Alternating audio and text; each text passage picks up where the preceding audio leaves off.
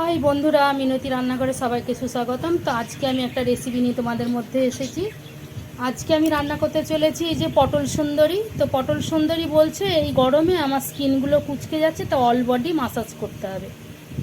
তো প্রথমেই আমি এইভাবে দেখো ছাড়িয়ে নিচ্ছি পটলগুলো এইভাবে ছাড়িয়ে নিলাম, আর এইভাবে আমি দুফালা করে নিলাম। তো চলো মাসাজ করার জন্য প্রোডাক্টটা আমার কী লাগছে তোমাদেরকে দেখাই। তো প্রোডাক্টে থাকছে আমার পোস্ত, কালো সর্ষে, সাদা সর্ষে, নারকোল, কাজু বাদাম, হলুদ গুঁড়ো, নুন। শিলে আমি পেস্ট করে নেব, আর রান্নাটা আমি নারকোল তেলে করব, খাওয়া নারকোল তেল। তো চলো দেখতে থাকো। তো এই যে পটল সুন্দরীকে আমি নারকোল তেল দিয়ে হালকা ফ্রাই করে রেখেছি, অল্প হলুদ আর নুন মাখিয়ে। আর মাসাজ করার জন্য প্রোডাক্টটাও আমার রেডি।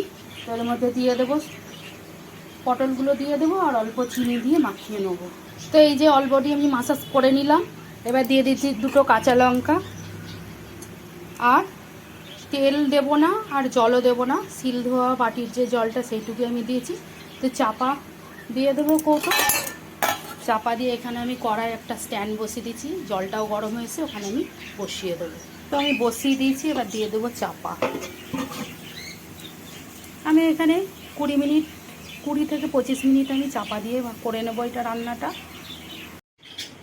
তো এই যে বন্ধুরা, পটল সুন্দরী অল বডি মাসাজ রেসিপি আমার রেডি।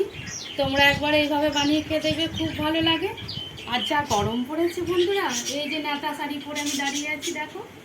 তো ভিডিওটা ভালো লাগলে লাইক শেয়ার কমেন্ট করো। টাটা।